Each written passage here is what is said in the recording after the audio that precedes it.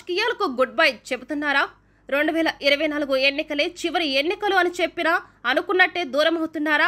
అప్పుడెప్పుడు ఎన్నికల ఫలితాల తర్వాత హడావిడి చేసిన నాని ఇక పూర్తిగా వద్దు అనుకుంటున్నారా?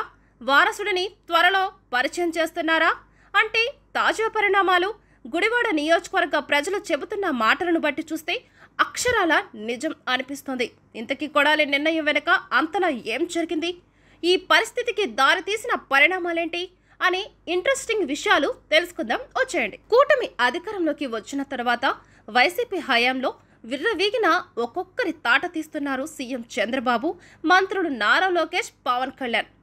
ఎవరో ఎందుకు వైసీపీతో అంటకాగిన చిన్న స్థాయి అధికారులు మొదలుకొని ఐఏఎస్, ఐపీఎస్ అధికారుల వరకు చుక్కలు చూస్తున్నారు. ఇక వైసీపీలో అయితే వల్లభనేని వంశీ ఎలాంటి పరిస్థితులు ఎదుర్కొంటున్నారు అనేది ప్రత్యేకించి చెప్పనక్కర్లేదు. మంత్రిగా ఉన్నప్పుడు కొడాలి నాని చేసిన రచ్చ అంతా ఇంత కాదు. ఒకవైపు నోటికి పని చెప్పి టీడీపీ నేతలు మొదలుకొని చంద్రబాబు, పవన్ కళ్యాణ్, లోకేష్ ఇలా ఏ ఒక్కరిని వదలకుండా పచ్చి బూతులు మాట్లాడారు. అప్పట్లో ఈయనకు బూతు మంత్రి అని పేరు వచ్చిందంటేనే అర్థం చేసుకోవచ్చు. ఇవన్నీ ఒక ఎత్తైతే ఈయన్ని ఆడిందే క్యాసినో, పాడిందే గడ్డం గ్యాంగ్ చేష్టలు అన్నట్లుగా ఎమ్మెల్యేగా మంత్రిగా ఉన్నన్ని రోజులు సాగించారు. సీన్ మాట చేస్తే ఇప్పటికే కొందరు గడ్డం గ్యాంగ్ సభ్యులు అరెస్టు కాగా మరికొందరు అడ్రస్ లేకుండా పోయారు. రేపో మాపో నాని వంతు రావచ్చని గుడివాడలో గట్టిగానే చర్చ జరుగుతుంది. అసలే ఆరోగ్య సమస్యలు, దీనికి తోడు కేసుల మోత. ఇక అరెస్ట్ అయ్యే పరిస్థితి వస్తే ఇగ్నెట్ మొత్తం పోతుందని భావించిన కొడలి ఊహించుకుంటేనే అదోలా ఉంది.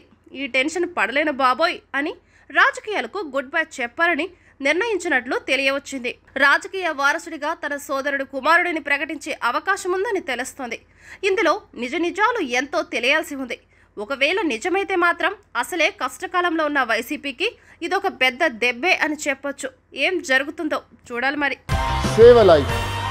Download UBlood app. UBlood for the new blood.